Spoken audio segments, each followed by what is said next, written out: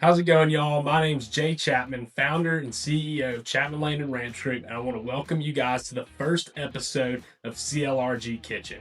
We'll be doing a whole bunch of catch and cook stuff with game meat, all of that, just barbecues, the typical stuff for down here in Texas. But today we're starting off episode 1 with a good old-fashioned Boston butt. Let's get started. Similarly to the brisket, I like to do my Boston butt with just a yellow mustard base.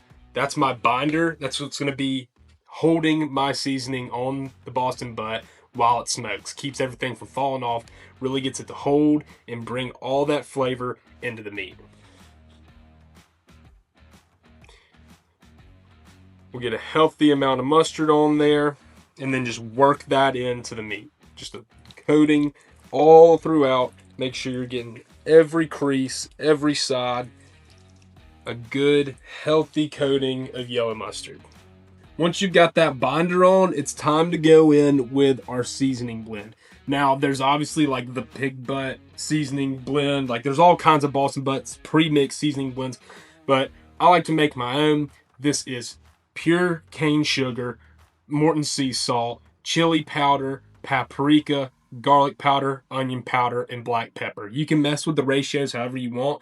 You can sub the chili pepper for cayenne as well if you want a little bit more heat, but this is the blend I've got. So you gotta mix it up well, get in your bowl, and then we're just gonna take that over the top and we're gonna be pretty liberal with our seasoning. We're gonna be pretty liberal with it. Get a good coating all throughout on the sides, at the top. We're gonna get this thing completely dusted, sanded really. We're gonna get this thing totally covered up in seasoning. Quick flip. Get our other side. That's gonna be pretty, guys. And you use these paprikas and either cayenne or chili, not necessarily for the heat, but the color. The bark that this is going to create is going to be beautiful, as opposed to where your brisket that's pretty black pepper heavy tends to have a darker, kind of a black bark on it, that darker smoke and darker crust. This is going to be red, reddish orange. It's just that classic Boston butt color, and it comes from that paprika, the cayenne, the chili pepper, and really make sure we've hit every single spot. You don't want to see any mustard, essentially, is what you're trying to do. You're trying to get enough seasoning on there and packed into that binder to where you are only seeing seasoning and you're not seeing any more mustard. There we go. So we're hitting all the sides.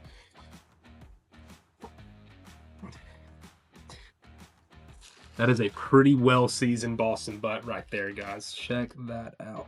That's looking good. Next step, we're going to get the smoker fired up. See you guys out there.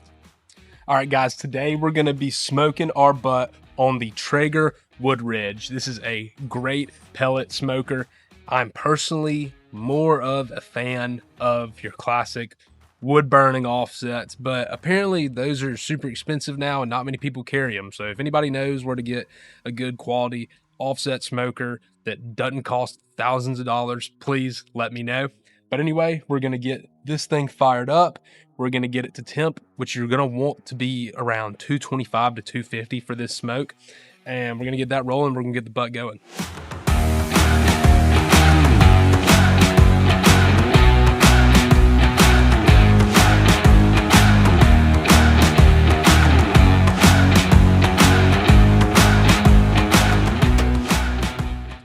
As this smoker gets up to temp, I'm going to go ahead and get the butt put on there just so it's nice and situated and ready to go once we do hit our 225, 230 degrees.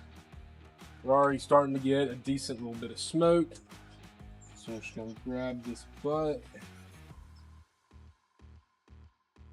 throw it right here on the top rack. The next thing we're going to do is we're going to get our thermometer plugged into the Traeger. Great feature they have, monitor it on your phone. We'll get the probe plugged in into the butt, and we'll let this thing go for about an hour.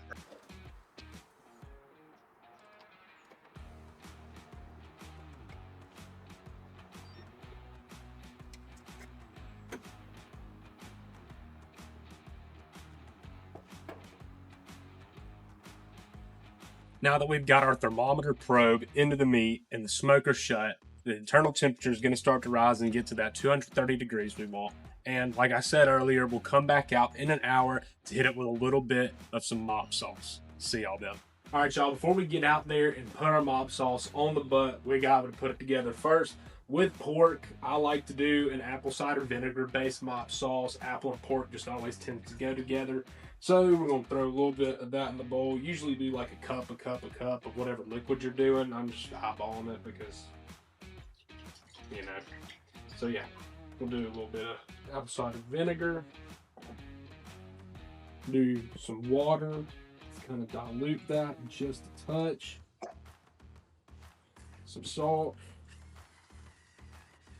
Get that sprinkled in there.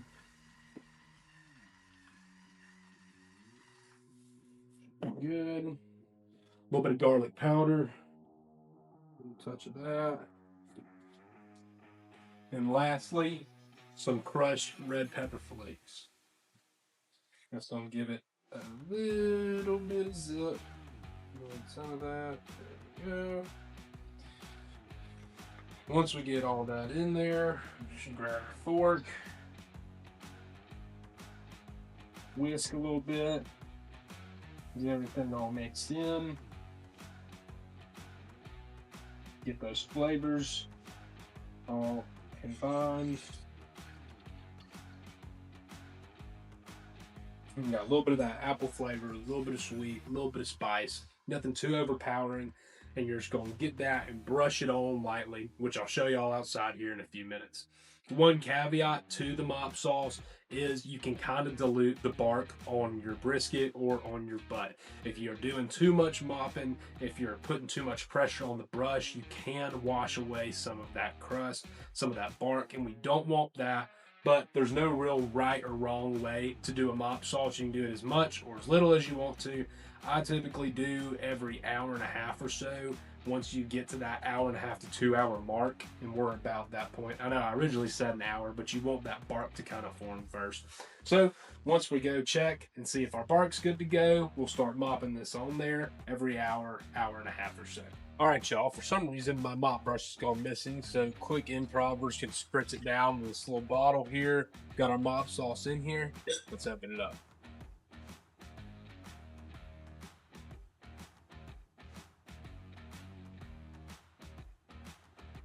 That looks great, guys. Solid bark. That looks great. So we're just gonna hit it with a little spritz. Just gonna drizzle this stuff on there. Keep the moisture. Again, that is primarily what this mop sauce is for. So we can keep the moisture and that bark doesn't crack. Again, like I said earlier, we'll be back in about an hour and a half to do a little bit more. All right, y'all, we're a little over 4 hours in and we've hit 130 degrees internal. If you are familiar with doing barbecues and smoking big pieces of meat like this, you know that 130 to 145 range is what we like to call the stalling point. If you're not aware of what that is, the stalling point is where no matter how hot, no matter how long, the meat's stubborn and it's not going to get any hotter internally for a couple of hours. It's going to take a little bit at that temperature for those proteins to start to kind of break down, to congeal. And when it finally breaks out of that, that's when you're going to get that tender meat that you can pull apart. You can get that pulled pork, juicy, tender. Is what we're looking for.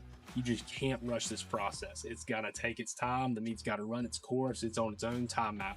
So all we can do is keep hitting it with this wash right here and let it do its thing. Once it gets to about 150, 155, I'm going to pull it off and I'm going to wrap it and let it finish out its cook from there. But until then, let's just spritz it and let it do its thing. It's got a great bark on it right now. It's looking real good. Just quick spritz. Quick spritz.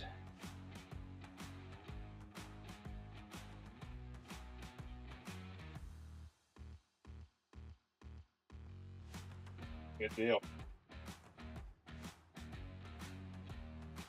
All right, y'all. It is now 9 o'clock. Like I said, the meat can be stubborn. It takes forever to get through.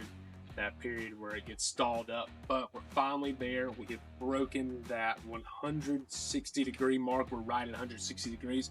So we're gonna pull it, get it wrapped. The way I like to wrap it, I do a little bit of butter and then throw a little bit of that mop sauce down in there too. But we're gonna get this thing fully wrapped and back on the smoker until we get back up to 195, 200 degrees.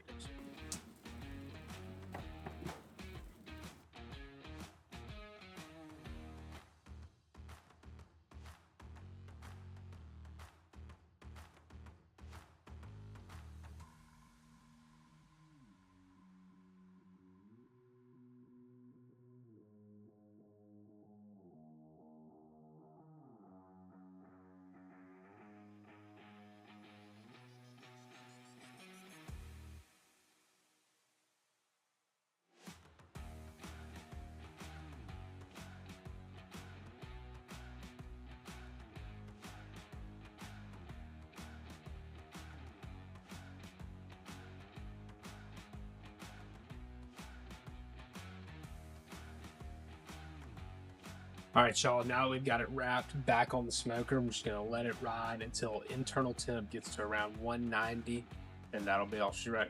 See y'all then. All right, y'all, we're all wrapped up. We've got 12 hours of smoke, 12 hours of cook time on this Boston butt. I went ahead and brought it inside. We got some pretty good rain coming down outside. Got a pretty big winter storm coming into Austin this weekend. Didn't want to get the camera wet. Didn't want to be out there too long myself. But long story short, we got it up to the perfect temperature. Around 200 degrees is where we pulled it. It's going to continue to get a little bit warmer as it rests, but ideally you want to pull that butt at around 200, 203 degrees. That's when everything's going to be perfectly rendered. That means it's going to be falling apart. We'll be able to get 2 forks and just pull it. It's going to be that perfect pulled pork consistency. Let's dive in.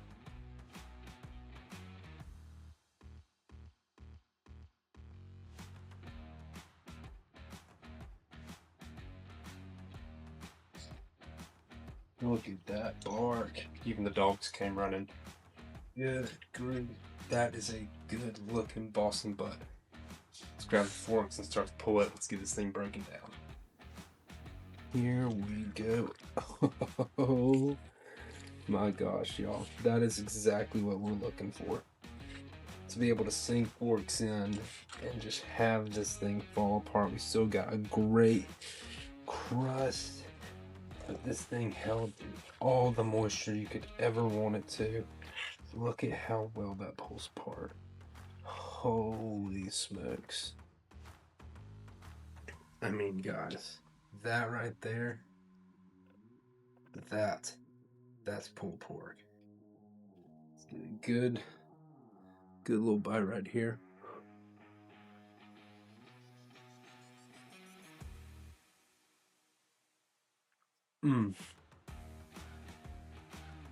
Y'all, there's that perfect blend of sweet, salty, a little bit of spice, that smoky flavor from over 12 hours on the smoker. That right there is a killer Boston butt. Fantastic pulled pork. Check it out. This right here, fantastic Boston butt. Absolutely incredible. I hate that it's 12:30 at night because I'd love to have a full dinner put together with this thing. That's how good it is. Tender, juicy, packed full of flavor. 10 out of 10. Love it. Fantastic. You guys, thank you for tuning in. Hope you guys can copy this recipe, make your own, enjoy it with your friends, your family. Thank you for tuning in to the inaugural video of CLRG Kitchen. Y'all be sure to tune back in. There will be more, I promise. Catch y'all on the next one.